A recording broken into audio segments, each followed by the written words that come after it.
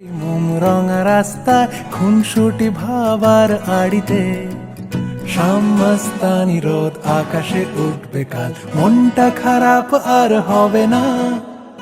অনেক দিনের সেই ভালোবাসা টয় ট্রেন কুয়াশা স্টেশনে থেমে যাবে না।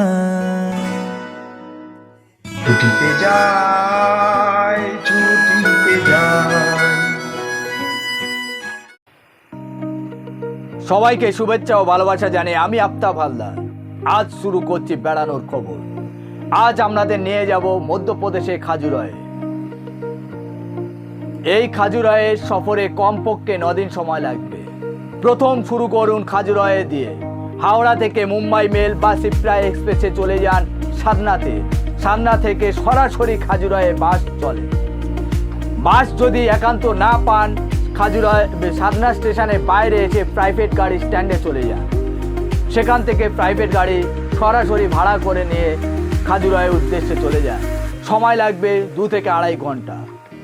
সাধনা থেকে খাজুরাহের দূরত্ব 191 কিমি। প্রথম রাতটা কাটান খাজুরাহেতে।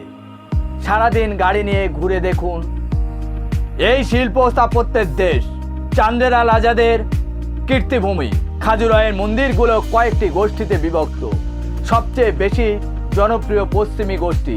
এখানে রয়েছে 32টা মন্দির। তার মধ্যে অবশ্যই দ্রষ্টব্য হলো যোগিনী মন্দির, কান্ডারি মহাদেবের মন্দির, বরাহ মন্দির, লক্ষণ মন্দির, মাতঙ্গেশ্বর মন্দির ও চিত্রগুপ্তের মন্দির। এগুলো যেমন নজর কাড়া গঠন, তেমনই আকর্ষণীয় শিল্পকলা। পশ্চিম গোষ্ঠীর মন্দিরগুলো দেখতে পর্যটকদের টিকিট লাগে। আবার এই চত্বরে সন্ধ্যাবেলা আলাদা টিকিট কেটে দেখে নিতে পারেন লাইট অ্যান্ড সাউন্ডের শো। এক ঝলক খাজুরাহের অতীত গৌরব জেনে নিতে পারেন এই আকর্ষণীয় অনুষ্ঠান থেকে। আজ এখানে শেষ করছি।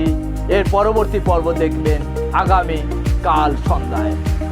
Tata, bye bye.